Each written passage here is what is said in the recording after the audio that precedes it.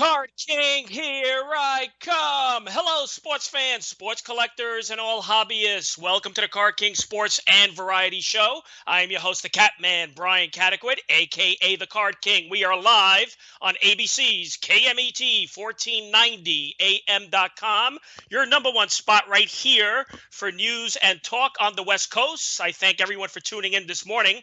On the telephone line, I welcome to the program former Major League Baseball outfielder who played for the Seattle Mariners, Orioles, Chicago White Sox, and the Philadelphia Phillies. I welcome to the program Phil Bradley. Phil Bryant C., thanks for being on. Hello, Brian. How you doing today? Everything's going well. I appreciate your time. Phil, you played 8 seasons in Major League Baseball.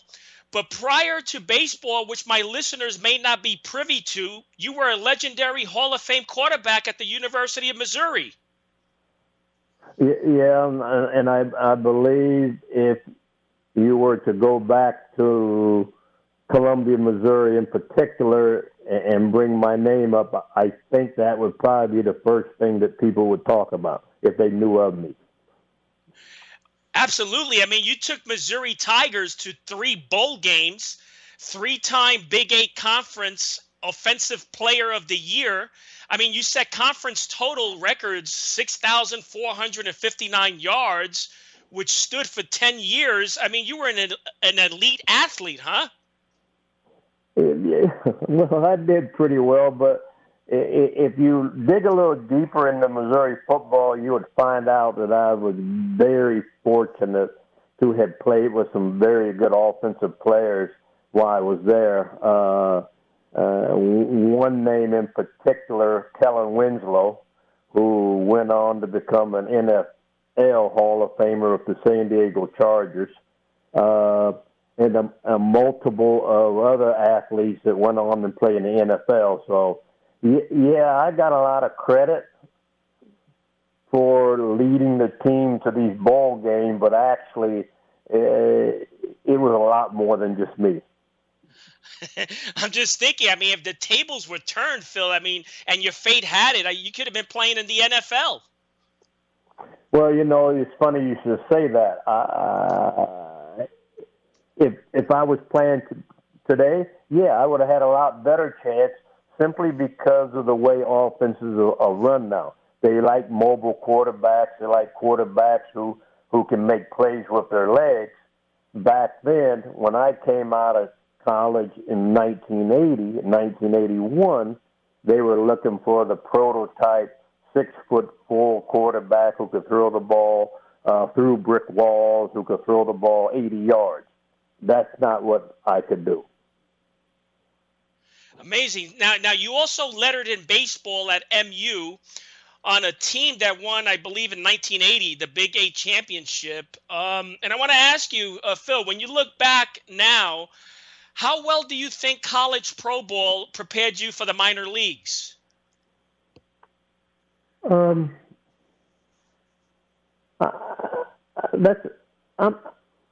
I think somewhat. I think though I had to go all the way back to rookie ball to start my pro career. So from that perspective, it didn't give me necessarily a jump up on other players. You know, I was playing with 18-year-old kids when I got the rookie ball, and I was 22 years old. And I had to revert back to wood bats. You know, that's I think that's probably the biggest challenge for, at least back then, was athletes that had to go from aluminum bats to wood bats. And you reached the major leagues with Seattle in 1983. 1981, Phil, a memorable year for you in your career. 22 years of age, drafted by the Mariners, 3rd overall pick. Tell us how that feeling was for you. I mean, how were you made aware? What were you doing that day?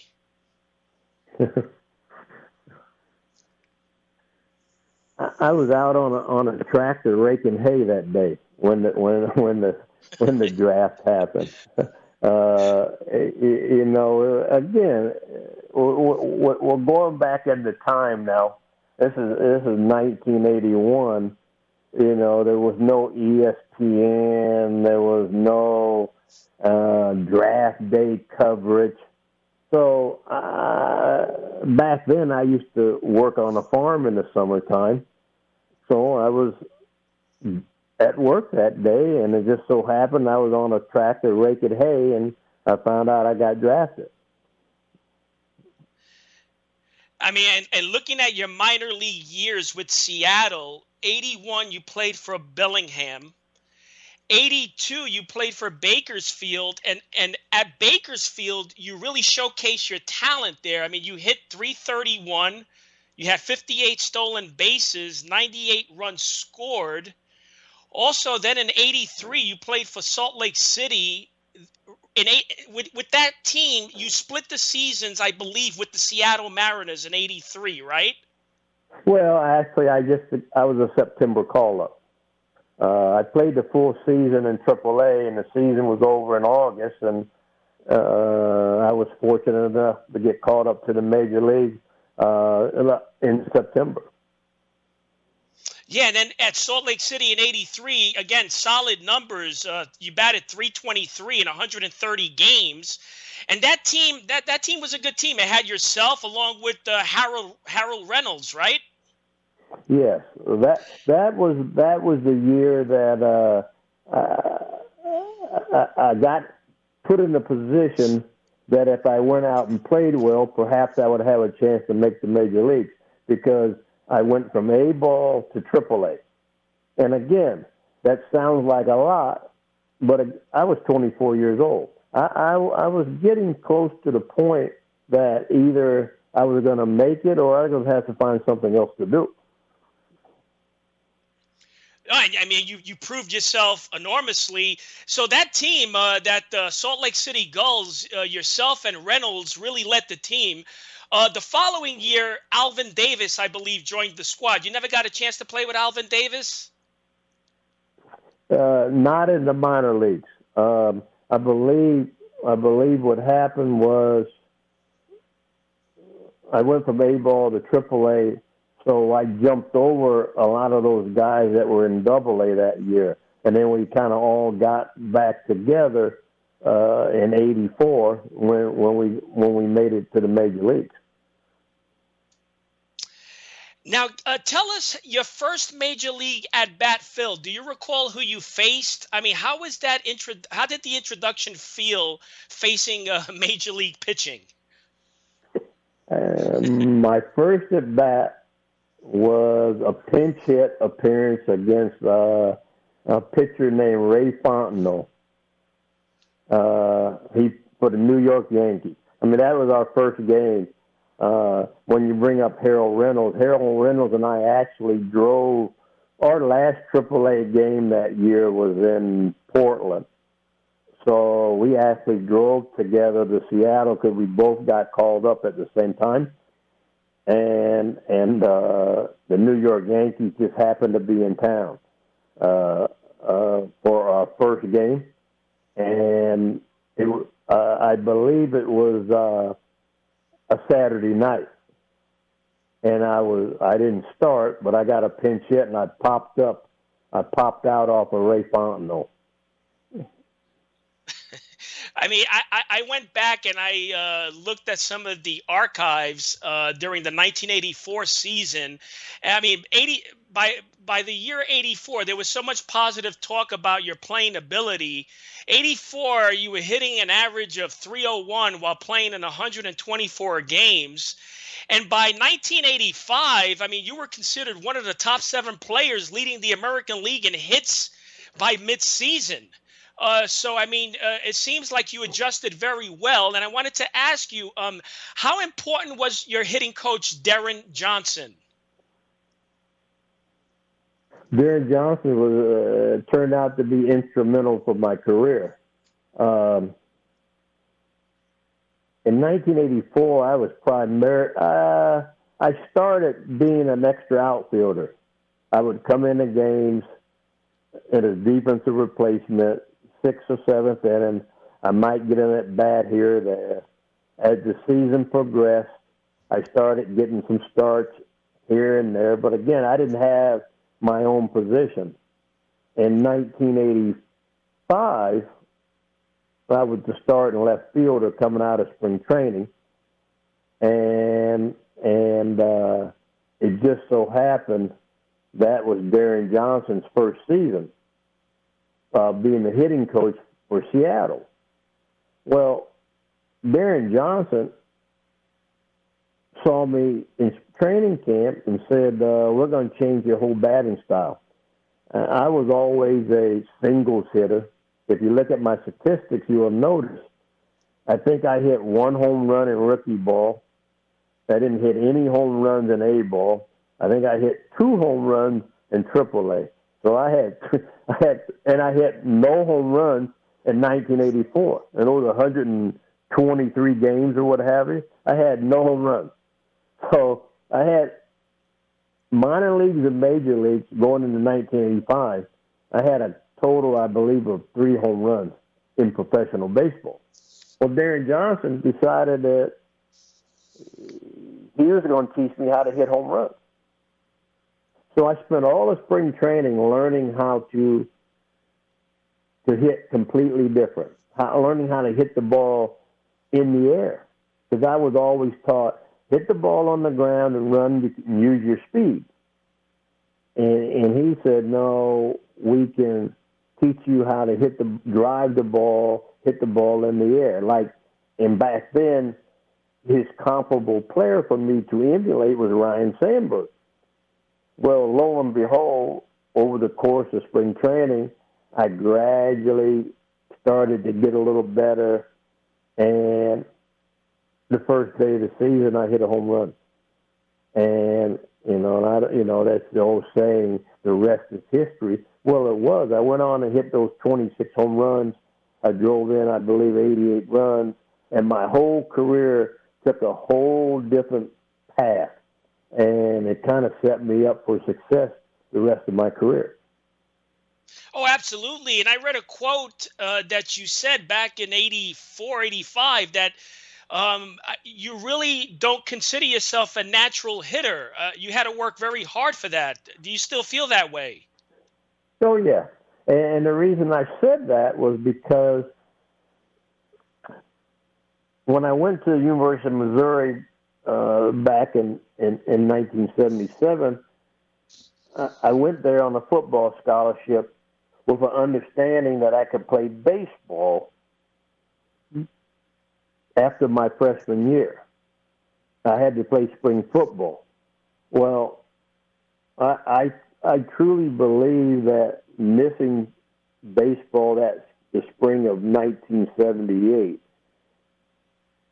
altered my batting because I kind of lost my natural talent. So from that point forward, I always felt like it took a lot more work for me to hit. Now, granted, I'd moved up a level of baseball from high school to college, but still, I just felt like in my heart, I kind of lost a little bit. But it all worked out in the end. And, a lot of people may not know. I mean, your ability to hit to all fields really created problems for the opposition during your mid-'80s. You hit so well. So how important do you think is a batting coach on a team? Do you think a batting coach is needed on a team? Because it's very hard to teach a person how to hit the ball. I like to give the example of like Roberto Clemente. I mean, if you look at some of those clips of Roberto Clemente, he would hit off his front foot, and you know how great Roberto Clemente was. Sure. Well, I believe on a pro level, I believe the batting coach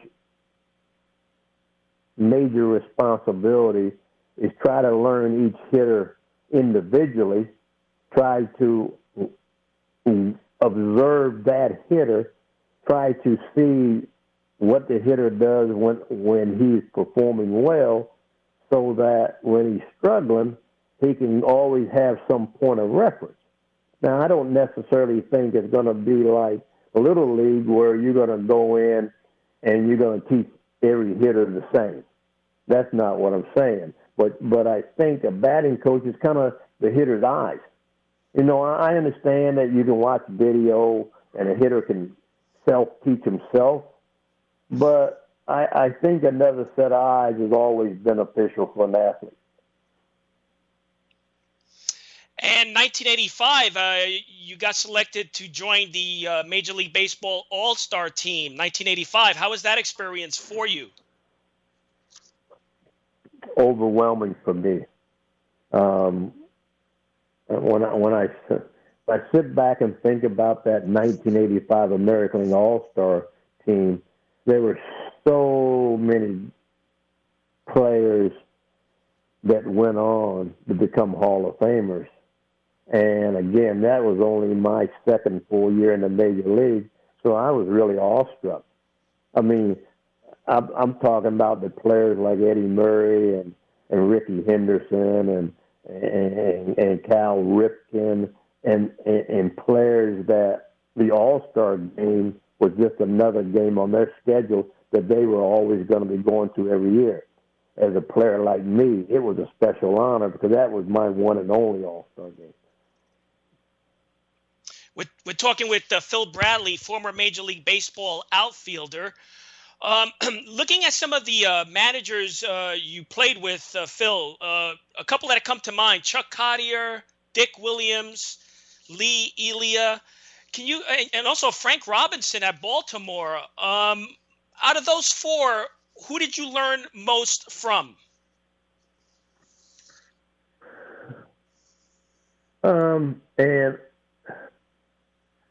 I also played for Jeff Torborg in Chicago, right. And I probably learned as much from Jeff Torborg because I was at a point in my career, I was at the end of my career, where I was just as much trying to learn about the managerial part of the game as I was the playing part.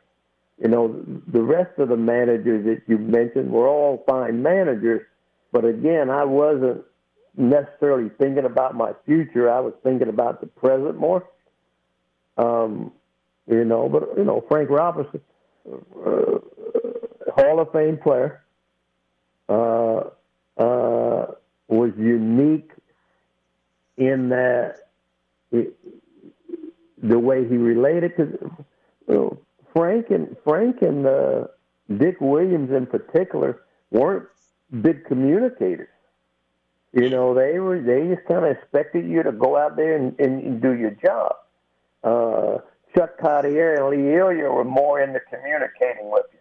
So I got a taste of a lot of different style of managers, and which was, again, it was helpful for me later on in my life. Now I want to play this clip because this clip has you in the record books. This happened August 8th, 1988. You're at bat. Let's hear it now. Phil Bradley. Those lights flicker from, Arnie, all over the ballpark. Those are people with flash cameras, Harry, trying to get a piece of history here at Wrigley Field tonight. 2 balls and a strike. There's a drive. Way back. It's gone. It's out of here. Phil Bradley. It's a home run. The first man up. His 6th home run of the year. And he'll remember the first night game ever played at Wrigley Field.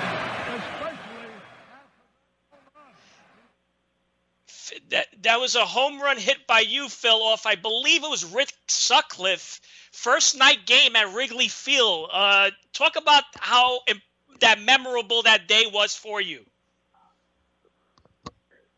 One of the biggest memories was the fact that it was so humid that day. You know, the forecast was not good. Forecast called for thunderstorms. And you could tell that it wasn't a matter of if, it was just a matter of when. And and lo and behold, in the fourth inning of the game, it started raining and the game got rained out. So it's one of those situations where the home run didn't count, but it did happen.